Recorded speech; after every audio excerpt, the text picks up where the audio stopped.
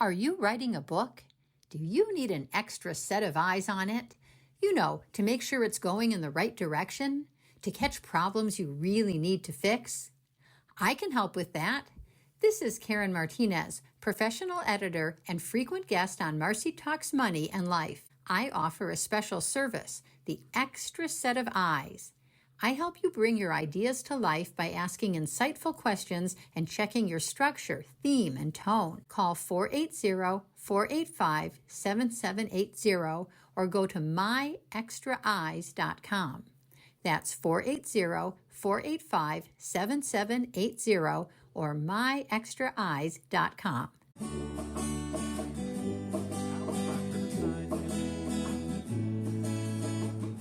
Welcome to Marci Talks Money and Life with your host, Money Marci.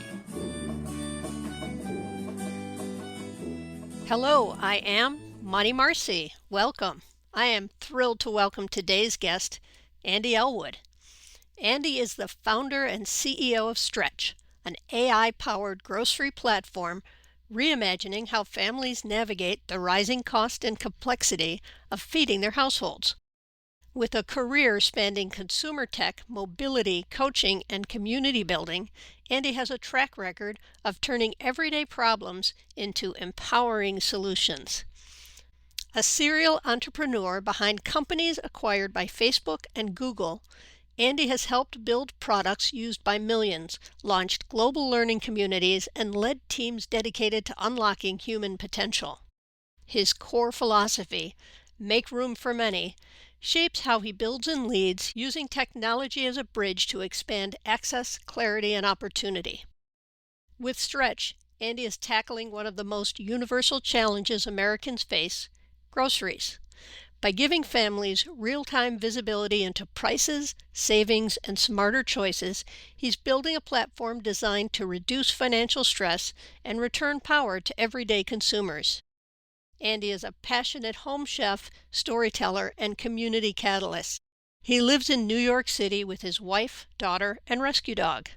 Welcome, Andy. Hey, thanks so much for having me, Marci. It's fun to have a conversation about all the things that you talk about that are very relevant to a lot of the people that we're working with as well. So great to be here. Well, I'm really interested in hearing this whole big story. What led you here? How did you end up in groceries? Yeah. I am the oldest of four kids, so I have big brother energy, and being growing up in a family in the suburbs of Dallas, Texas, we always had enough, but in hindsight, like we had just enough. Like in hindsight, as a parent now, I know that there are times looking back that my parents were just making it, four kids, and my mom was a stay-at-home mom. And so, some of what I got out into the world and I started to build a family of my own and just thinking about all the complexities of something as simple as this week's groceries. And I think the big aha moment was when I thought about the fact that writing my grocery list and I'm saying, this is what I want to purchase this week. There's no source of truth for me to look at what the trade-offs are for people who would be willing to sell it to me, like there is for every other industry in the world. I want to go buy a flight, I can go to Expedia. When I want to get a new apartment or get a new home, I can go to Zillow. There's sources of truth for most major purchases, most of the things that we spend our money on. But with groceries, we go to a local store that has refrigerators and fresh produce, hopefully, and walk out guessing what we were going to pay and hoping that we were correct. I'm not going to walk into that store and stand at the cash register and be like, it's $87. And I'm like, ooh, I wonder how much it would be if I went to the store that's down the block. I'll be right back. And so being able to have that source of truth before you actually go to the store doesn't exist for groceries. And we all know that grocery prices are up 25% since the pandemic. We all know that it's really challenging to have 40 different items in my basket and find what's the total price for that basket at one store. And the information exists, but it's not organized very well. And that seemed like a really, really exciting thing to work on. And as I was putting together the plan for what this would become, I interviewed over 1,000 shoppers in 2025, and 17% of them had skipped a meal in the past 12 months in order so that somebody else in their family didn't have to. And that really played at my heartstrings. And in the richest country in the history of the world, we have people that are skipping meals. And that just seemed silly to me, with the technology that exists, with the infrastructure that exists, with the knowledge that exists. But could we create something that was simple for people to use so they could have that source of truth for this week's grocery list? And so that's what caused me to go launch Stretch Okay, so when did you launch Stretch? in 2025. So we decided to incorporate April of 2025. We started building quietly, and then we came out of stealth mode in October of 2025, and said, "Hey, this is what we're going to build." And we put out our wait list and said, if this is exciting to you, sign up so that you know when we launch. And we have about 8,000 people on our wait list, before we rolled out during the holidays. And so really, really grateful for all the shoppers who have already found Stretch. But it's available for download today, and we're available nationwide. And the basic idea is, if you give me this week's shopping list, I'll tell you every store that's close by that's on the platform that carries all of those products or similar products, because we know there's a lot of different store brands or regional brands and national brands. And we'll show you what the trade-offs are from one store to the next. So it's $87 here, it's $96 there, it's $110 there. This store maybe has your favorite type of peanut butter, and this store has a similar brand. And so all those trade-offs are things that people wrestle with every day, but now there's a platform that helps you do it. Is it a subscription service or No, it's a free app. So it was important to us, to not add another expense, to families. But there's a lot of things that we're able to do to help businesses, in the future, understand more about what people buy, when they buy, what they're excited about. That allows us to keep it free for the shoppers. okay, so you've got what, an advertising on your platform or a sponsor of some kind? One day, but we're working pretty hard to make sure it's not the current advertising model. The joke of the past 20 years is that if the product's free, you are the product. And I think that we just want to be honest with our shoppers about that. So we've been playing around with, what does it look like to have a data co-op, where if you choose to let your data be used in the platform, could you get a data dividend at the end of the year? Where we actually understand that there's a value exchange that's happening. So that's something that we're working on figuring out how we could launch that. But we think that the current advertising model, especially with the advances in technology and the way that AI and AI agents are going to be browsing the web for us, the current advertising model is going to have to change. So we want to be a part of that change. Oh, that will be interesting to see where that goes. There's Absolutely. there's many things in the world we know we're on the cusp of change, but we don't know what direction it's going to go in. Yeah, yeah, and I think that that's where when we think about, the way that we want to build this company, the retailers and the brands have lots and lots of technology that's on their side, and shoppers don't have a whole lot. And can we be the beginning of the shopper tech revolution, where the shoppers are empowered with information and they actually know what the trade-offs are this week? And they may buy from their home store, they may buy from the store that they go to most frequently, but at least they know what their choices are and what those trade-offs are. I always joke that I'm pretty loyal to American Airlines. I grew up in Dallas. I've had status with American Airlines for a long time, but I don't start my flight purchase path by going to AmericanAirlines.com. I go to Expedia or Kayak to check what all of my options are. And I'm probably still going to pick American, but at least I know that it's not twice the price of Delta or United. And so I think that that's something that I could imagine Stretch serving that purpose in people's grocery lives. Information is so empowering. And we know that finances are obviously a huge concern for so many. Did you discuss money growing up? You didn't realize that they were necessarily struggling to pay the grocery bill, but did you have other general topics around finances? Yeah, every Sunday afternoon after Sunday dinner, my dad would go back to my parents' bedroom and balance the checkbook. And starting around age 12, he would bring one of the kids back and we would balance the checkbook with dad. I didn't fully understand what all the numbers meant, but we would and see the checks that mom had written that week, checks dad had written that week, and we would be doing the math. I was homeschooled, and so this was a part of my education. Part of the math program at my school was working with the family bookkeeping. But I also started my first company when I was 12 years old, a lawnmower and landscaping company. And so my dad helped me keep very meticulous books around who owed me money, how much had I made that week, how much had I made that month. I filed for taxes for the first time when I was 12. We did not know how the full tax code worked, so I filed with the same forms that my dad, who was a full-time employee at an architecture firm, filed. So I paid way too much in taxes, when I was a 12-year-old because I didn't understand how the tax code worked. But eventually, an entrepreneurial friend, said, no, no, no, Andy doesn't need to pay, the same income taxes that, a full-time employee makes. He's got business expenses and he can write more things off. And so from an early age, I was exposed to a lot of financial management. Let's pause for a quick break. My first job out of college was working in financial management with an insurance company. So it's been a part of my world for a long time, and I think that again kind of goes to the reason why I'm so passionate about this space. And what is your degree in? Finance. Okay, I didn't know Yeah. if it was technology with some of the jobs that you've taken. And how Yeah, old is yeah. your daughter? She's 8 months old. Okay, so she's way too young to start helping you balance the credit card statement. That is true. That is true. But I fully expect that my wife and I, we will be very hands-on in that way. My wife comes from an entrepreneurial family, very different than mine, and so she's always known about her dad and his endeavors, and her mom was in real estate, and fun for us to think about it. And my wife is a small business owner, so we do a lot of balancing and bobbing and weaving in our household already. So do you have money dates where you talk about money and where you're going and what's going on?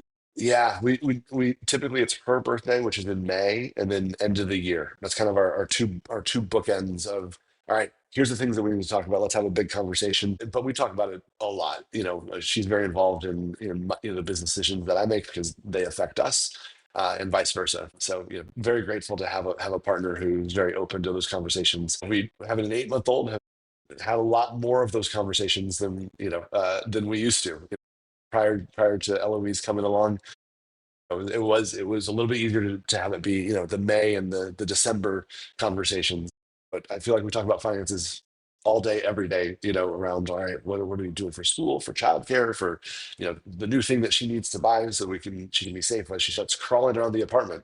These are all discussions and decisions that we're making on a pretty frequent basis these days. Well, babies are expensive. That's for sure. Absolutely.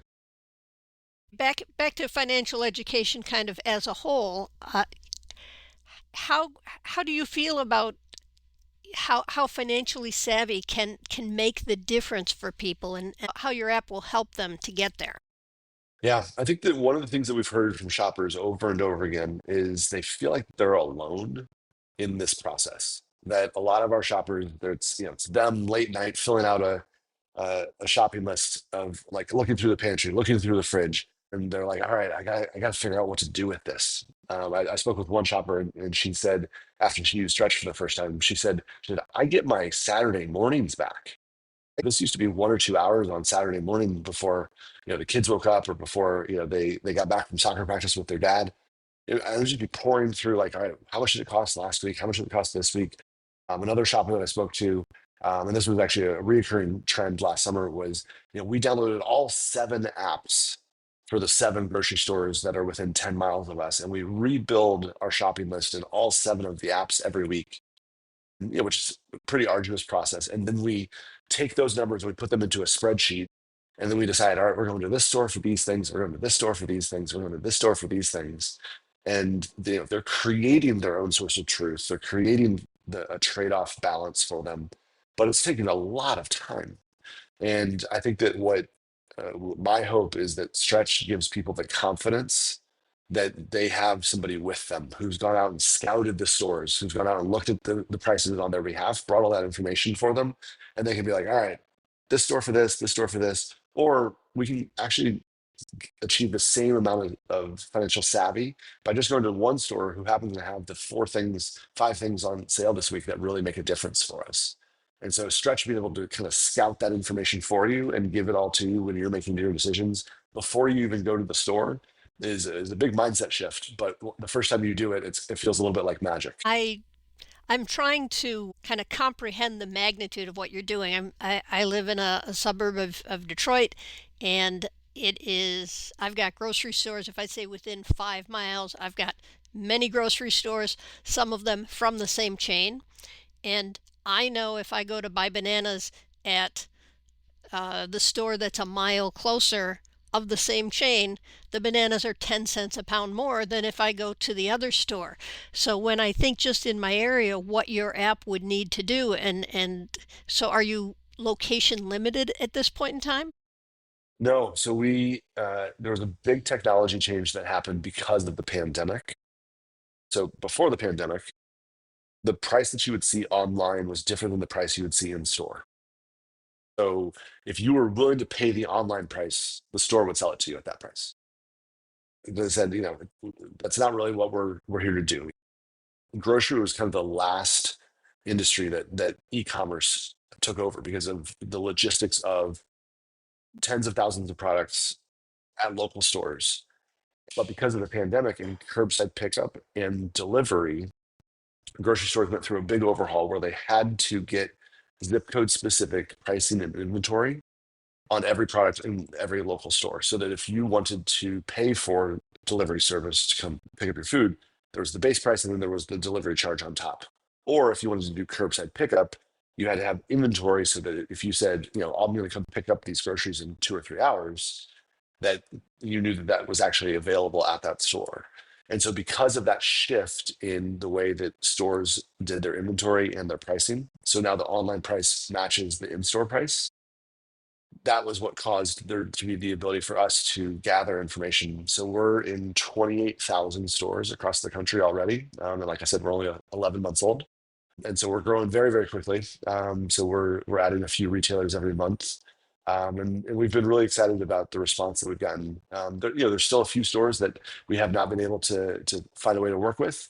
And we're hoping that as more and more shoppers start to use the platform, the retailers will understand that if they want to be considered for a potential choice for the shopper, that they're going to need to work with us. And so that's kind of the game that we're playing, because I'll tell you, not every retailer is excited about the idea of pricing transparency. The status quo has been pretty good for a handful of them for a long time.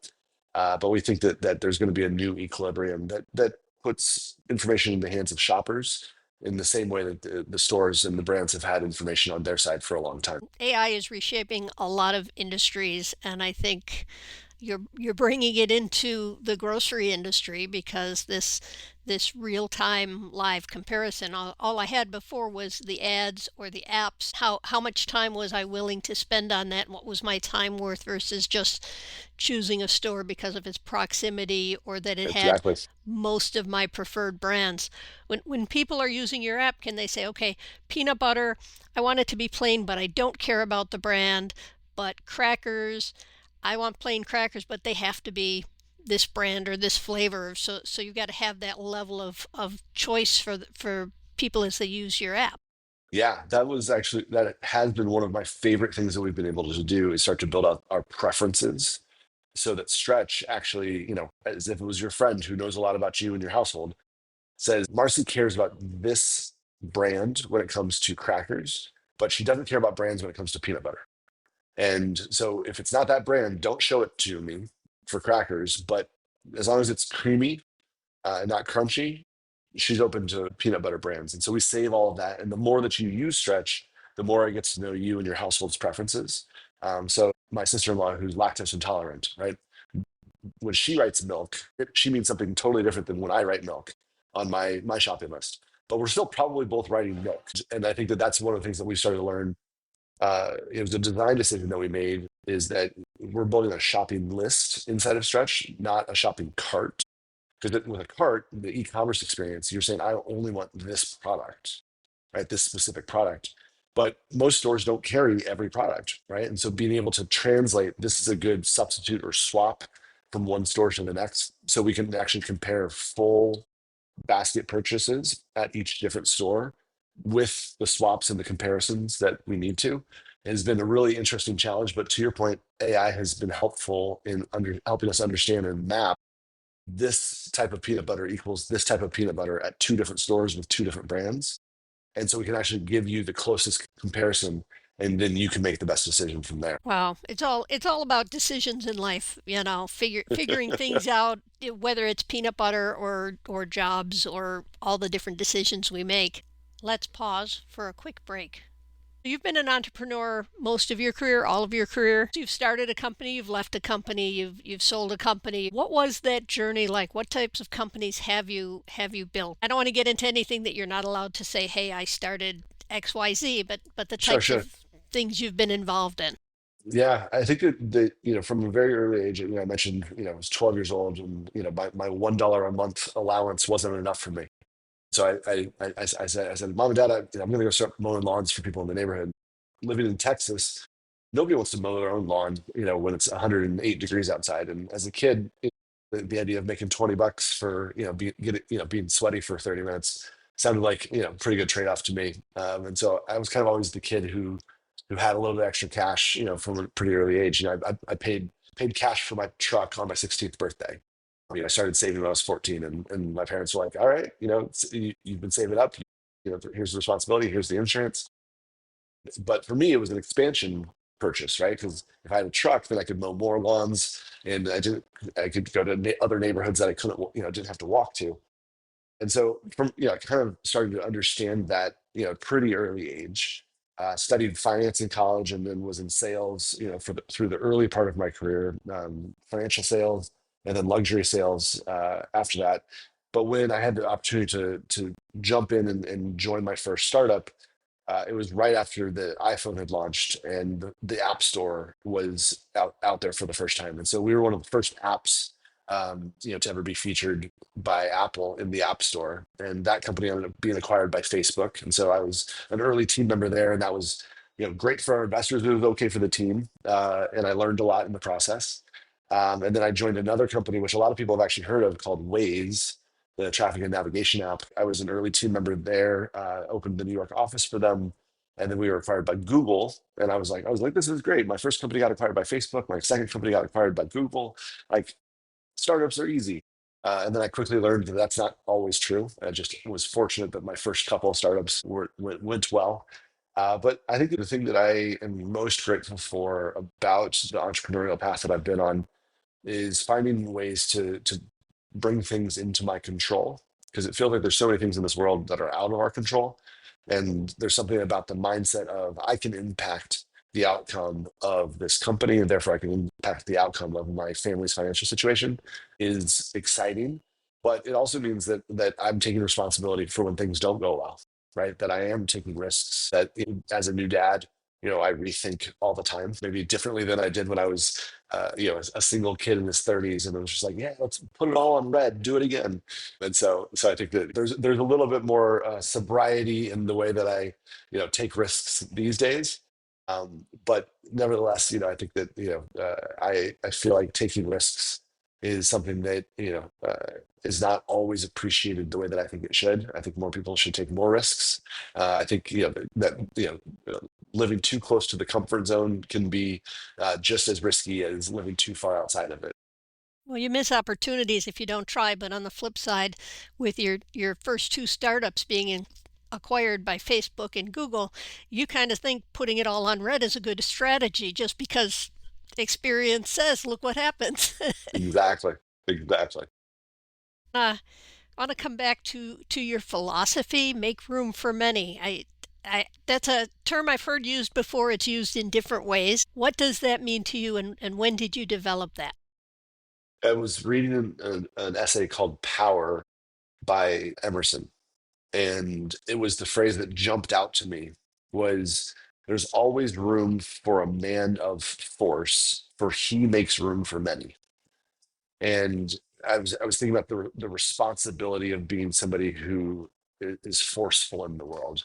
And I said, the opening of the show, that, I have big brother energy, and I mean that as like your favorite big brother, right? The one who helps you reach the thing on the top shelf, or get over the fence, or maybe just gives you the big bear hug that you need after a tough day. That's the role that I've played in a lot of my friends' lives, in a lot of companies that I've been a part of. But I think about it that I've been blessed with a lot of skills. I've been blessed with a lot of experiences, and what can I do to make room for other people to have similar levels of success.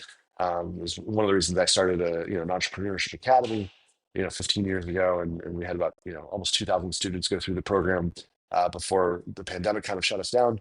But it was just looking for ways to say, hey, I've been able to build some extra capacity in my life.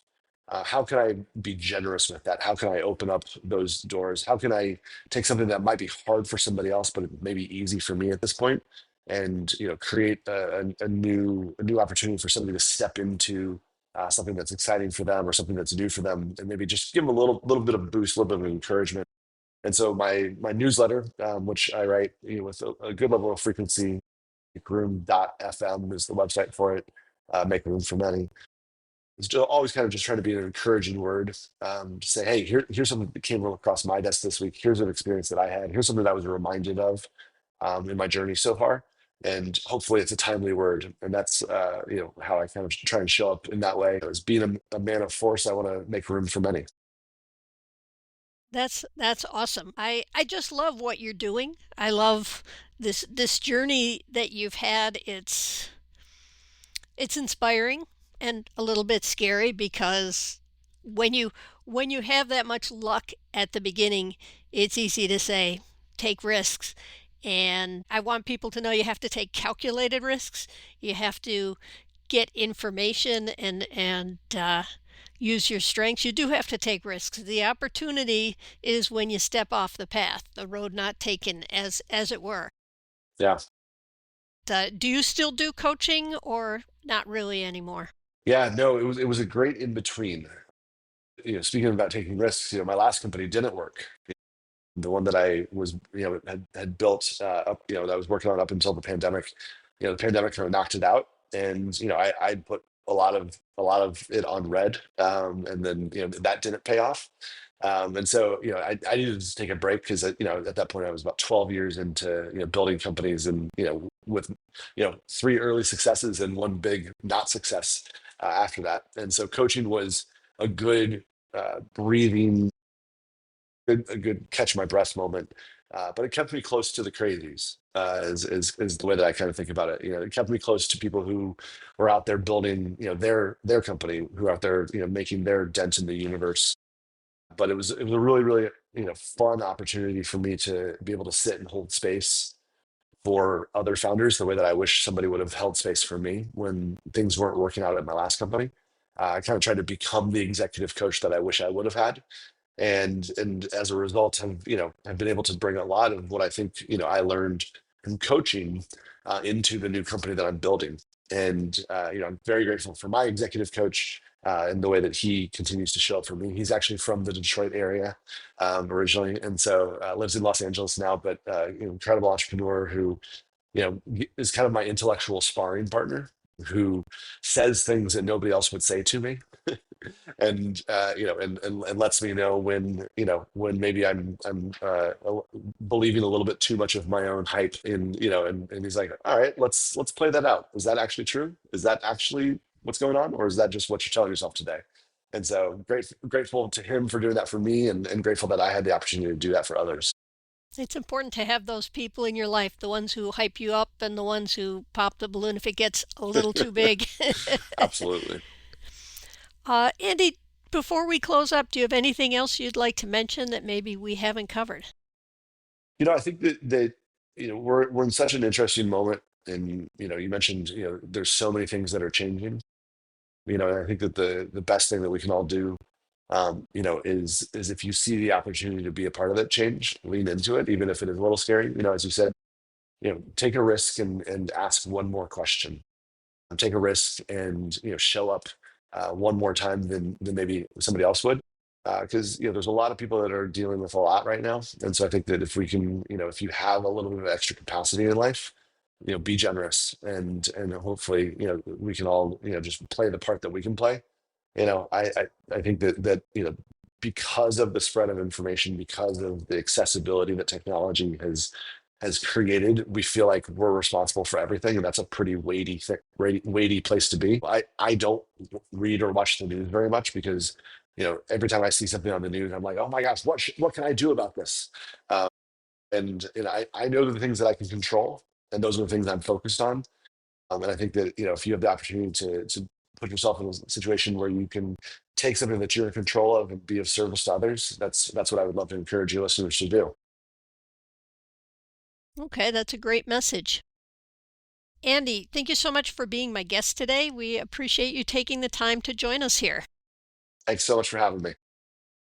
To my listeners, I will be sharing a link to the Stretch website information in the show notes. Please check it out. There is a lot of interesting stuff to see there. Don't forget to subscribe, leave us a review, and stay tuned. I'll see you next time. This has been Money Marci on Marci Talks Money and Life. You got this.